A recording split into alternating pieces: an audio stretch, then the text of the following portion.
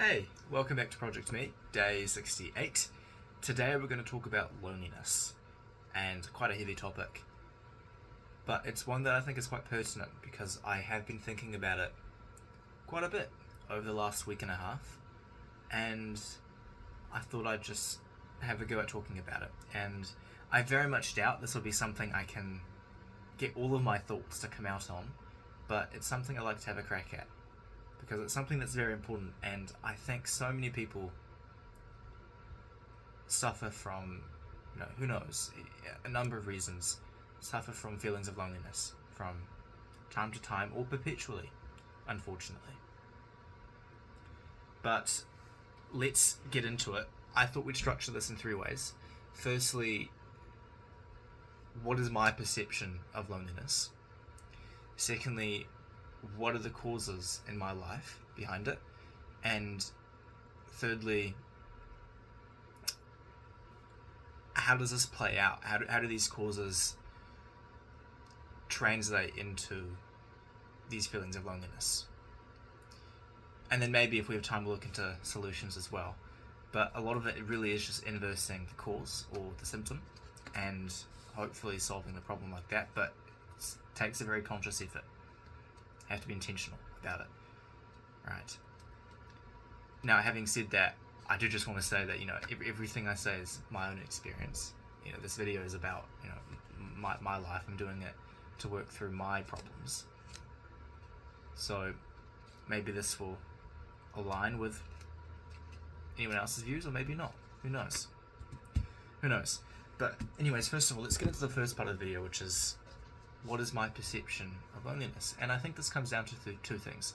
Firstly, a feeling of, a lack of support, and secondly, a lack of reciprocity, or a lack of mutual effort by other people. And again, this doesn't have to be objectively true. It just has to be perceived on your part in order for you to feel lonely, for good or ill. But let's talk about the first one, which is, again, lack of support. And this could manifest in a number of ways. For me, I find it's most clear when I just want to talk about something with someone, and I have no one I can call to pick up the phone, to just talk with me, hang out with me. And it's sad because it's this feeling of I'm not a priority for someone. And it sucks. It sucks. You do want to be wanted, right? You want nothing more than to be wanted. The second, perception of loneliness for me is, again, that lack of mutual effort. And this is something I've spoken about before, where, for my part, I never know how much to put into someone. I never know how much effort to put into someone, because in the past I've poured in, my heart and soul, and then I've been burnt. And it's caused me to be a lot more careful about how much of myself I put into others. And if you think about a relationship like a scale, if you put in too much, the scale becomes imbalanced, right? And ideally, in a relationship of any kind, whether it be romantic or platonic, the scale is balanced, right? You're each putting in a roughly equal amount of effort and time and love and care and whatever. But when that scale, when it's not an equal or roughly equal amount, and the scale becomes imbalanced,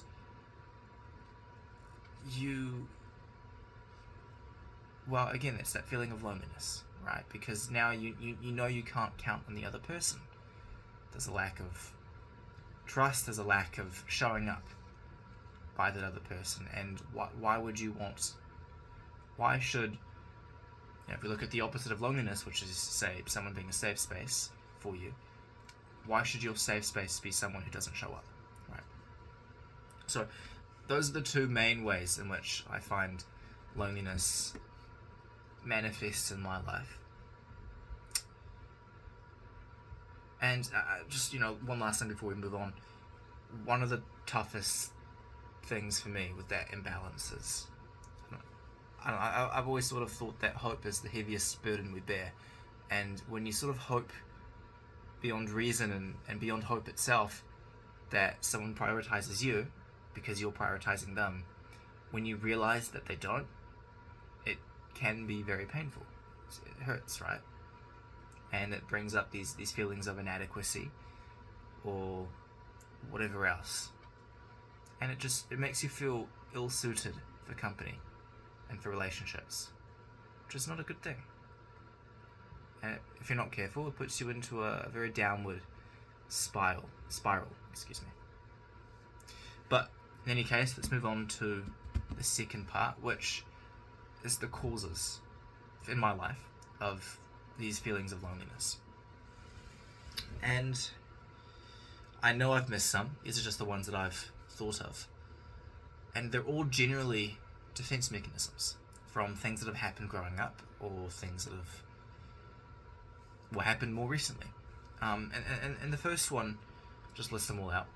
I've just got my little written notes. The first one is this perpetual uncertainty about the intentions of others and the relationship itself. We'll talk about that in a second. The second one is this inability to be vulnerable, which makes it hard to strengthen relationships and maintain them. And thirdly, which is sort of similar to the second one, it's this inability to ask for help. Again, very similar to the second one. And lastly, there's this sort of societal pressure to narrowly focus on a single relationship, if it's romantic. And, personally in my life, I find that I have a much narrower view of what friendship does actually look like than most people. What most people would probably, consider the average friend, I see as no more than maybe a mate or an acquaintance. And what people consider close friends, I consider friends. And I've noticed that perception makes it a lot easier for me to keep people at arm's distance from me, and makes it harder for people to approach me, which is a good and a bad thing. A good thing for my self-defense mechanism, because it means that it functions essentially as a filter, like a pre-filter.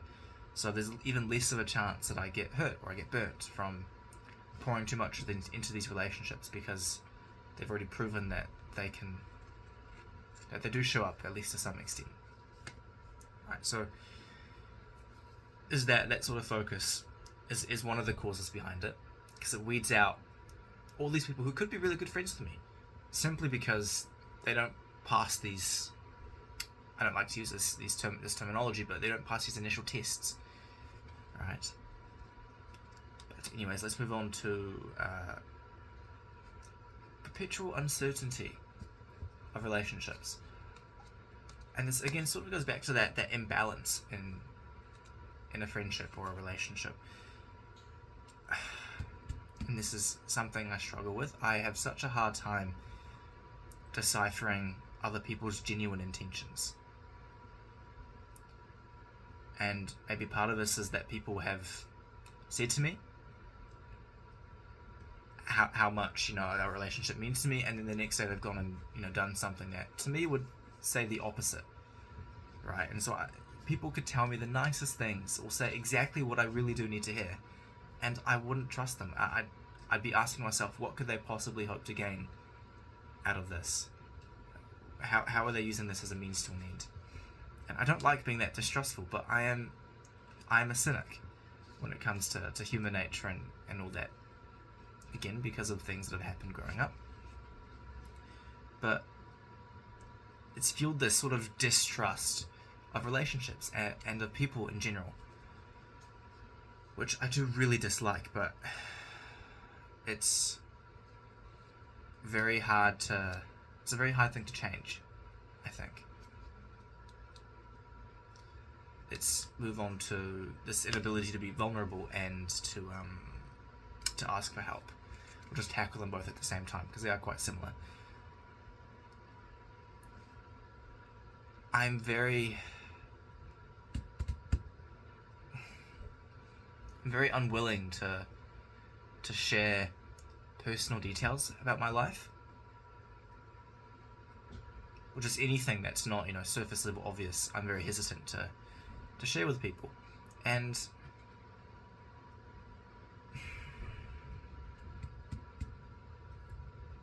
part of the reason is, of course, I don't want to be a burden. I don't want to just say whatever. But it's also, I've just lost my train of thought, unfortunately.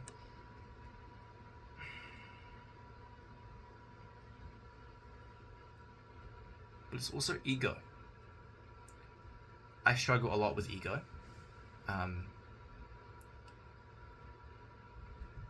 I suppress it so much, that to the point that I wonder whether when I'm kind, I second guess myself and always ask myself, am I being kind for the sake of being kind, or am I doing it to suppress selfishness? Right.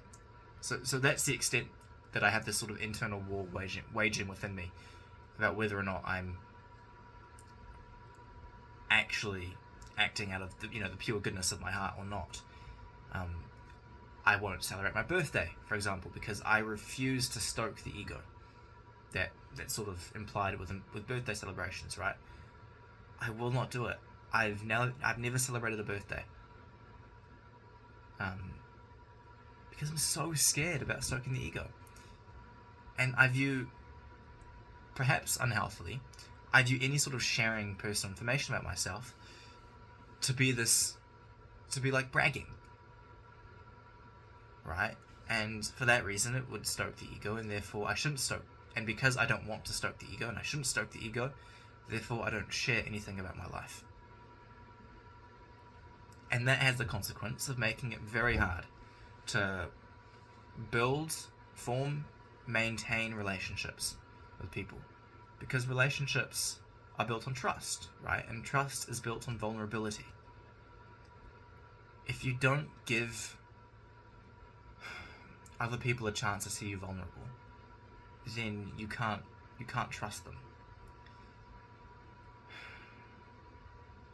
And the only way you're sort of going to find out who won't take advantage of your vulnerability is to be vulnerable and see from there, which is sort of circular logic and very much like an unsettling feeling, especially for people who, like me, who don't want to be vulnerable, because the solution is essentially to be vulnerable, which is so simple, so misleading, and terrifying, frankly.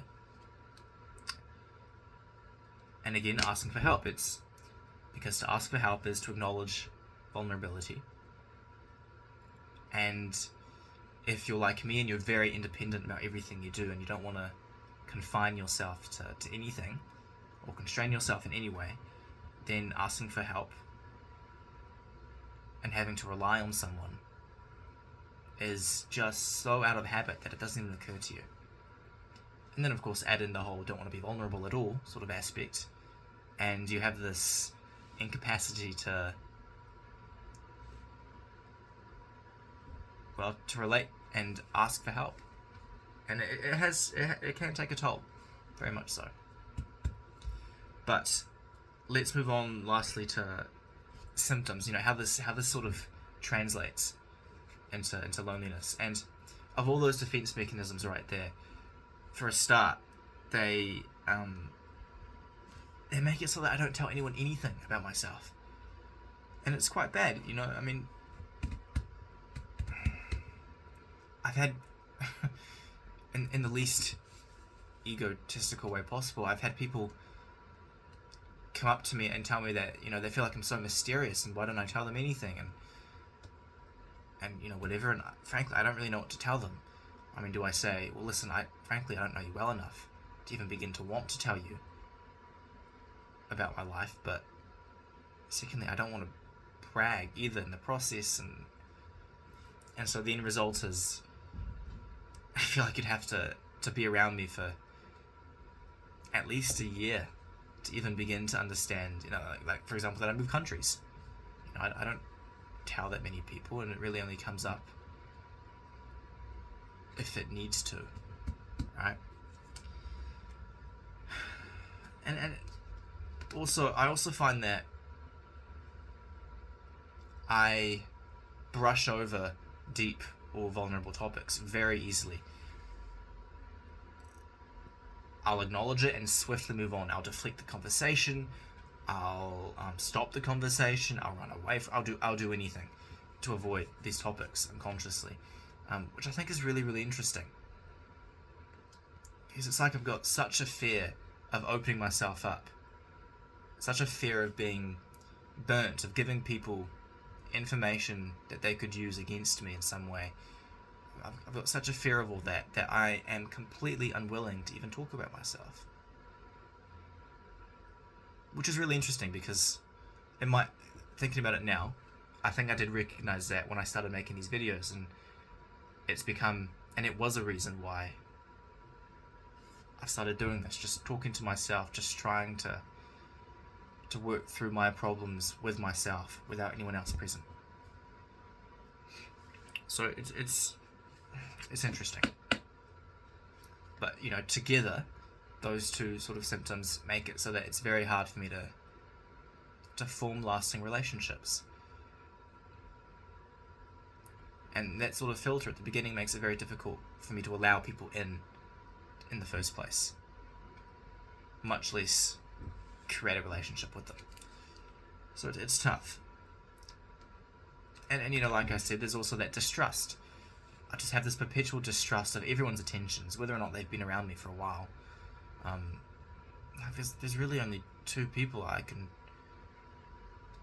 one person I can trust to be there for me. Yeah. And she's great. Shout out C. Yeah, listen, in terms of solutions, it's tough, man. I mean, I was thinking about this, and the only way, the only path forward that I've identified is to inverse the problem, right? You don't want to be a burden? Well, tough luck. You're going to have to let yourself be a burden. Because sometimes the only way to find out who will accompany you to your destination is to let someone carry you, right? Which, again, based off everything that I've said today, if you relate to any of that, is a truly unsettling thought. To let yourself be carried, much less voluntarily. I'd sooner drive myself to exhaustion and nearly kill myself than let someone carry me, I think, realistically. I couldn't do that. Or, again, how do you solve not being vulnerable? Open yourself up. The only way you're going to find out if that someone can be trusted with your vulnerability is to give them the chance to exploit it, and really kind of hope beyond hope and reason and any sort of logic that they don't exploit it. So, a truly unsettling thought. We're going to end it there. I don't really know what else I can say, but yeah. Yes. I hope you're all doing really well. I hope you've all had a fantastic week, and I hope you all have a great weekend as well. All the best, guys. Cheers.